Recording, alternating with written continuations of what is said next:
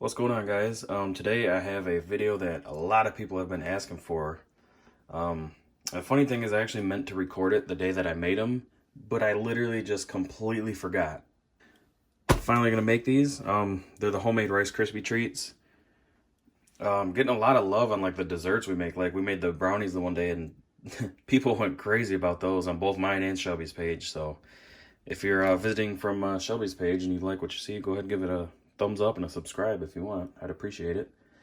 But okay, so we're gonna make homemade Rice Krispie Treats, and they are so simple. I mean, it takes like maybe 10 or 15 minutes, and then you just gotta wait for them to cool down. That's it. So obviously, you need 3 ingredients. Obviously, Rice Krispie Treats cereal. Obviously, you can get the generic stuff. I haven't made them with that, so I don't know if there would really be a difference. I can't imagine it being different, but the price for these is, I mean, really barely any different, so I just go with the name brand. You're gonna need 1 stick of salted butter and 1 bag of mini marshmallows. So this is 16 ounces. So what they say it is, I kind of just wing it, to be honest with you. They say 8 cups of the mini marshmallows and 8 cups of the Rice Krispie Treats. I did this whole bag, which totaled out to be about 8 cups. And then I ended up only doing about 6.5 or 7 because unfortunately that's all I could fit in my pan. Because this is the pan we're working with. It's an 11-inch pan. Unfortunately, we don't have anything bigger. Actually, you know what? I think we might have one. Which, hang on a second. We do have one. Just like a spaghetti pan. It's about the same size. I think it's like an 11-inch, maybe a 12-inch, but it's deep. So any kind of pan that's deep would be perfect. Even if it's not this big around, something where you can get this much stuff in it is what you need. You know, like all these mini marshmallows, and then once these are melted down a little bit, you're gonna put a lot of Rice Krispies in it. So you want something that's deep.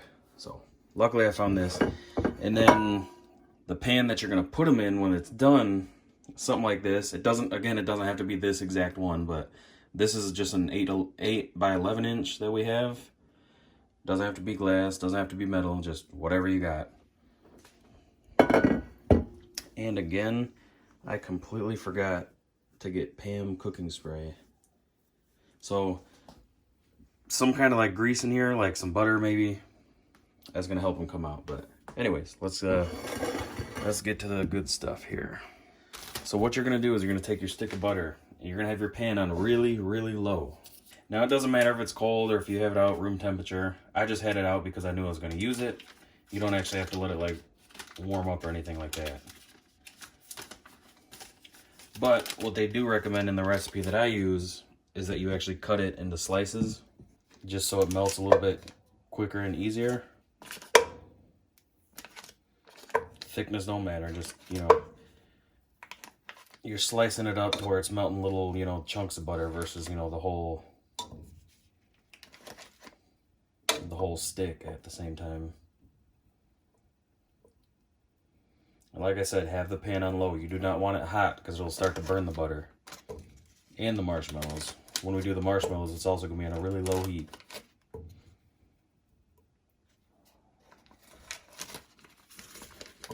That should be good. So like I said, the whole stick.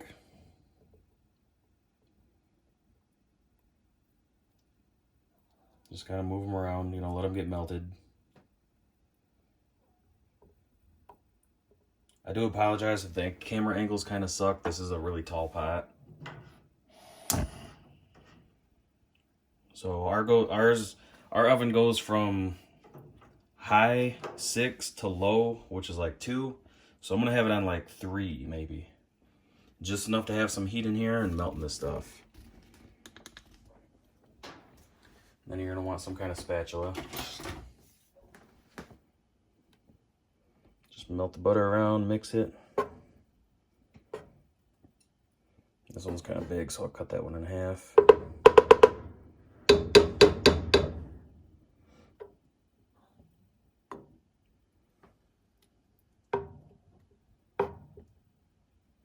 By the way, if you're on a diet, these are not healthy for you. Look at how much butter's in here.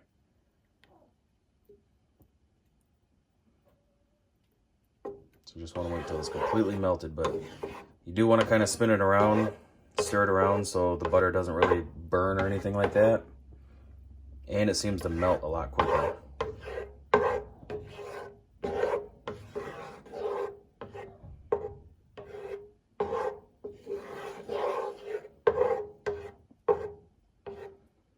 It's almost there, just got that one chunk still.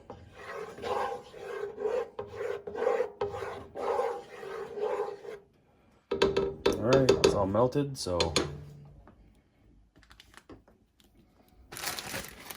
now we're going to take the marshmallows, cut that bad boy open because you're going to be using all of them. Now the way I did it before with that smaller pan is I mixed in just a little bit at a time. I mean, probably a solid handful or two, and kind of mix them around, let them start melting, then add some more to it. But because I got this bigger pan, they're all going in.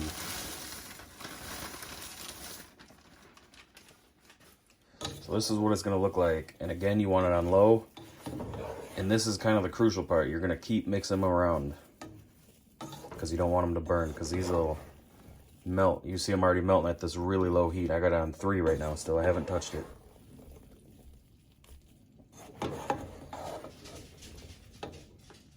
Just keep mixing. So this part probably takes the longest. Just going to mix and mix and mix. And mix some more. Keep it on a really low heat.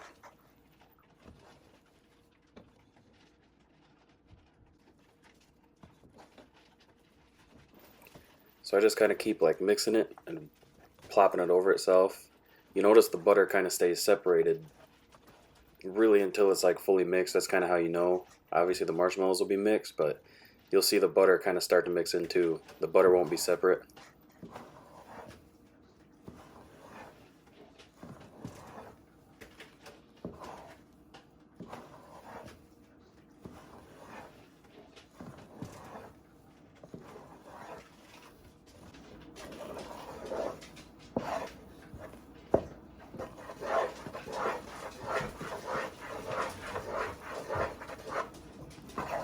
And then once it gets to this phase where it looks like it's fully mixed, I keep going for a few more minutes on really low heat, constantly stirring, until you notice all the yellow butter kind of mixed in. You can't really see it separated anymore. And then once it's done, turn your heat off.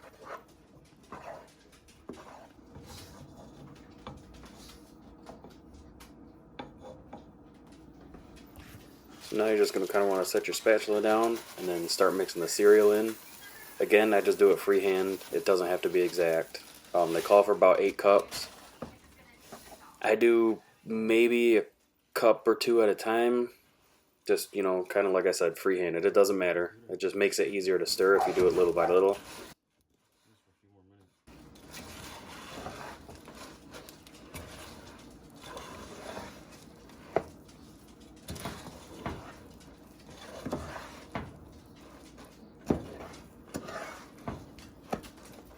Also, at this point, if you're going to add anything in, like chocolate chips or sprinkles or anything, I would do it at this point. Even M&Ms would be good.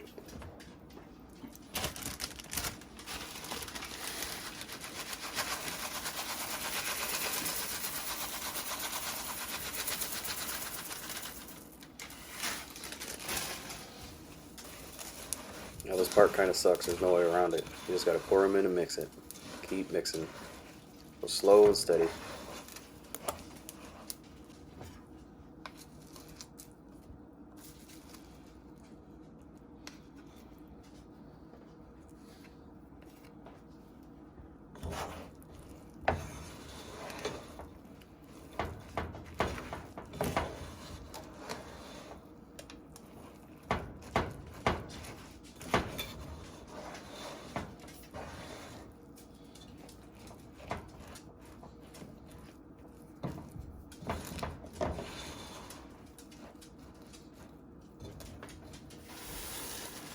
Have you ever made them before? Before the other day? Yeah. Mm-mm. Really?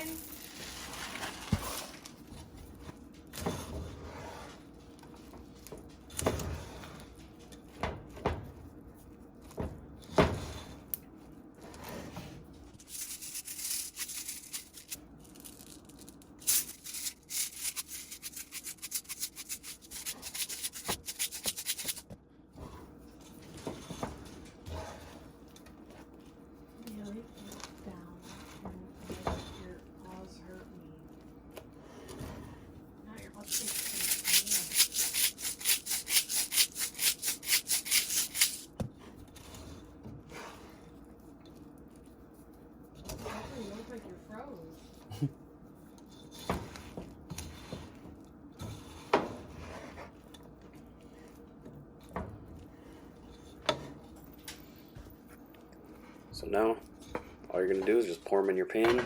Pretty simple. Grease it first if you had anything. We didn't, so I just left it as is.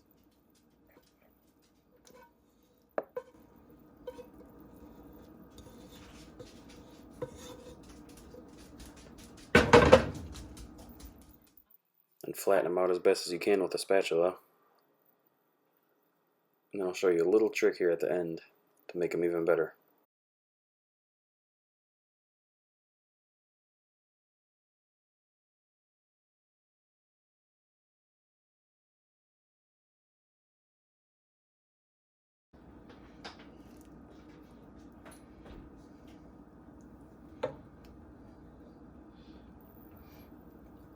Once you've gotten them pretty much as flat as you think you can, take a piece of saran wrap, put it on there, and then just flatten them with your hands. Just push them down.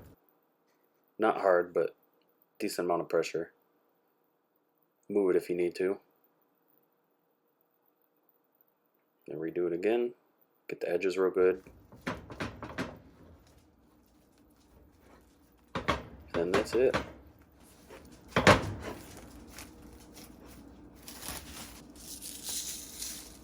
Now again, perfect time to sprinkle some stuff on top if you want it. Of course, we're doing more sprinkles.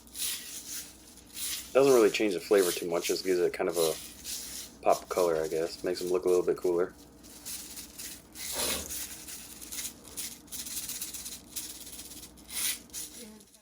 And here they are, all done. All you gotta do now is just let them cool. Just put some saran wrap over it, and they're good to go after a couple hours.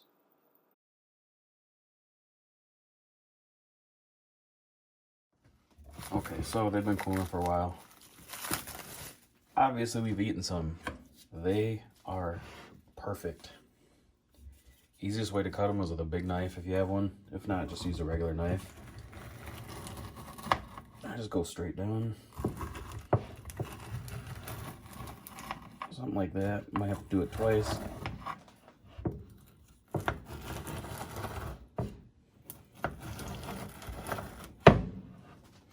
And then if you actually had like non-stick spray, they will come out easy, but we didn't. So they're a little bit sticky, but oh, so good. So much better than store-bought.